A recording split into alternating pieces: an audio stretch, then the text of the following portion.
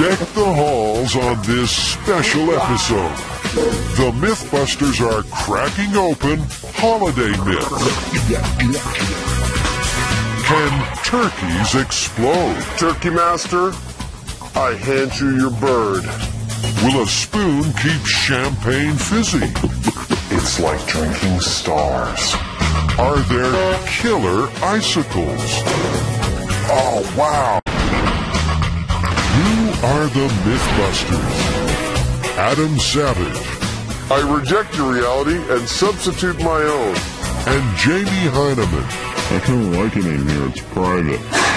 Between them, more than 30 years special effects experience. That was intense. They don't just tell the myths. They put them to the test.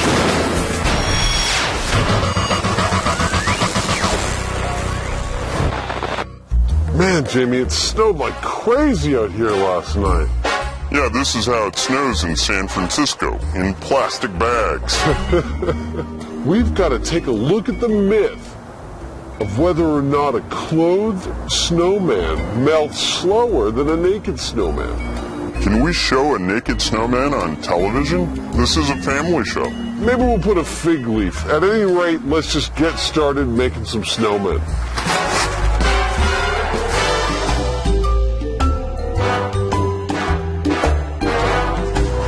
Just remember, everyone, we're working in a really cold environment, so if your fingers start to lose feeling, make sure you go inside and get a cup of tea or something.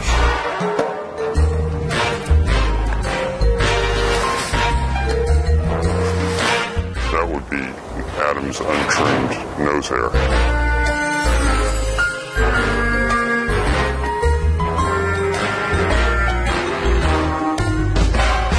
Alright, so what does it say? 80 degrees. 80 degrees out here, San Francisco summer. Let's start the timer. Okay. And go!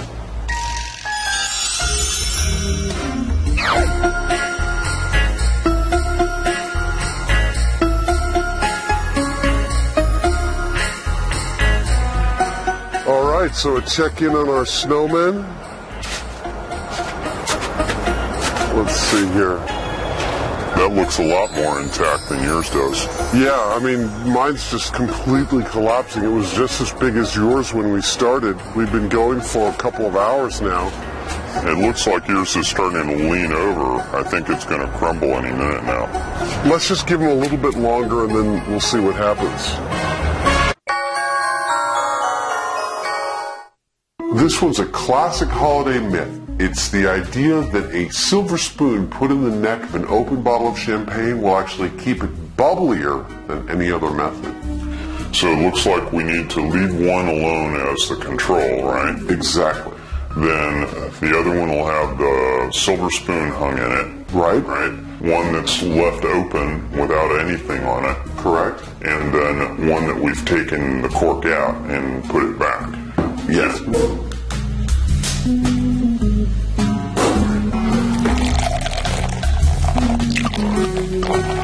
Ooh, I'm feeling a little lightheaded already. It's like drinking stars.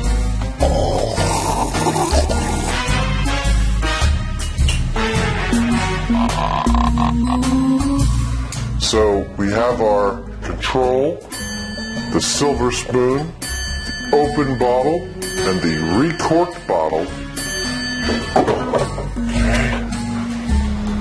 Alright, so we'll check them out tomorrow and see which one remained the bubbliest.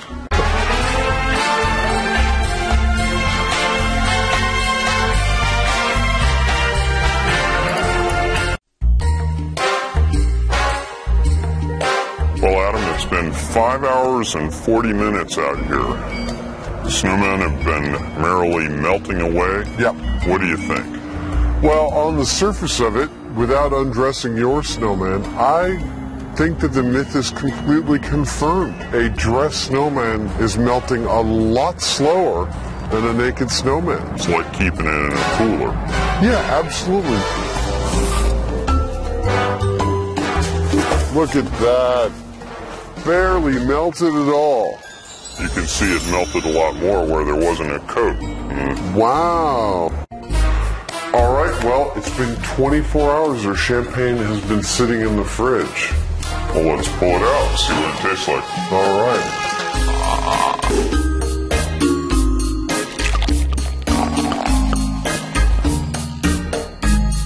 The guys do a blind taste test to individually rate the fizziness of each bottle.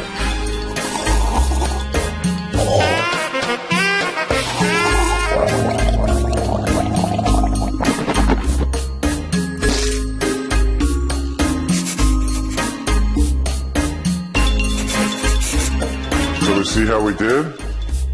Maybe it's the holiday spirit, but for once they agree.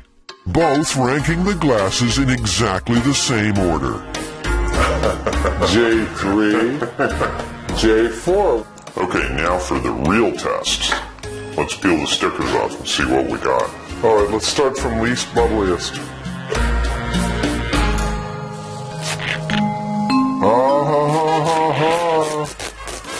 Silver spoon was the least bubbliest. Open bottle. Yep. And that one would be the corked. Whoa! For some reason, we thought the control bottle was not as fizzy as the recorked bottle. I think pretty handily we struck down the silver spoon as a preservative for bubbliness. Well, that's another Christmas myth up the chimney. So, Adam, what's our next Christmas myth? This next myth is based on the idea that it could be so cold outside that if you went outside and had a wee, your urine would freeze before it ever hit the ground. And we've built this little freezer where it's actually like 70 below zero. It's right off the scale. Yeah. Well, the coldest ever recorded in the continental United States was in Montana in 1954, and it was 69.7 degrees below zero. Well, that means our freezer here is right on target, and I've got my fake peeing rig here. All right, Jimmy, I don't think I can hold on anymore. You ready to try? Yeah. Okay. Take the hemo off there. Let's see.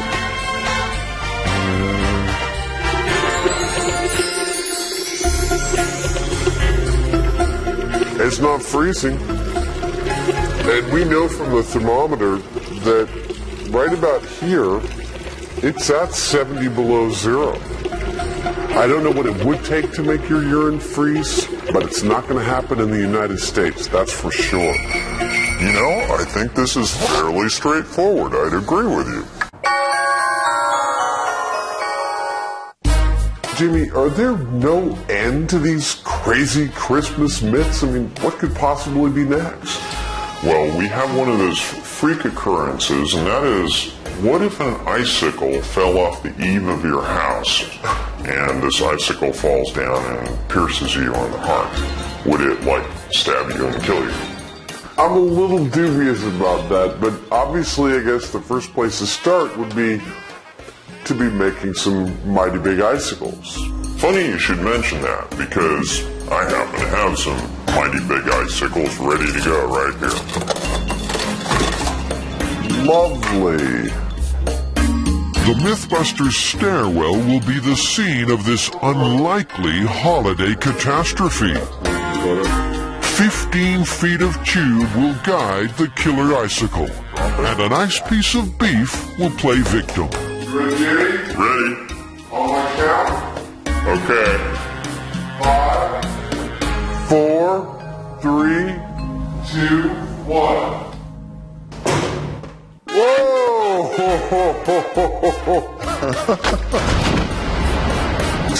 Dude. That is really gnarly. That was a perfect dead center landing. That looks kind of deadly, doesn't it? If you take away all the other stuff, like it's probably not going to fall correctly and all that stuff, a reasonably sized icicle can be deadly. It worked first time, like a charm. Of a turkey and your fire suit at the same time. Well, there's a popular holiday tradition in the South that involves deep frying turkeys. And apparently, if you drop the turkey in too fast, it'll explode. Oh, explosions. Turkey Master, I hand you your bird. According to the myth, the problems happen when the turkey is still frozen. So, as a comparison, they'll start with a thawed one. 3, 2, 1. No exploding turkey. Now, how about a frozen one? 3, 2, 1, go! Yeah! Okay, that would be bad. Boiling oil all over your kitchen and stuff like that. Still wasn't an explosion, though. It was dangerous, to be sure, but like I said, we know explosions, and that was no explosion. Merry Christmas, Adam. Merry Christmas, Jamie. Well, what's our next Christmas myth? The next myth is that lighting a fire in your house will actually make your house colder. Because while it heats up the area around the fire, it's drawing heat up the chimney and making the outlying rooms colder. Well, we just started a fire. We've got thermometers staged around the house. Hey, it went down!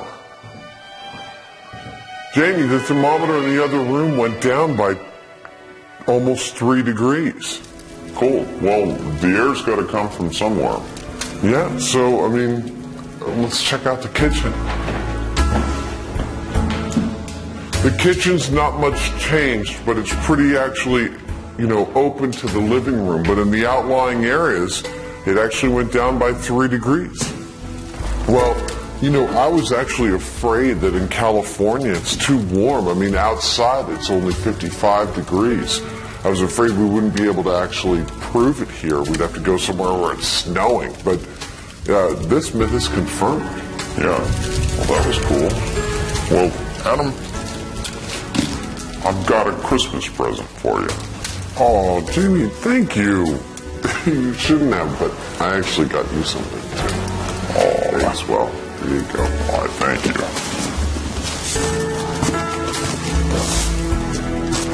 Oh, wow.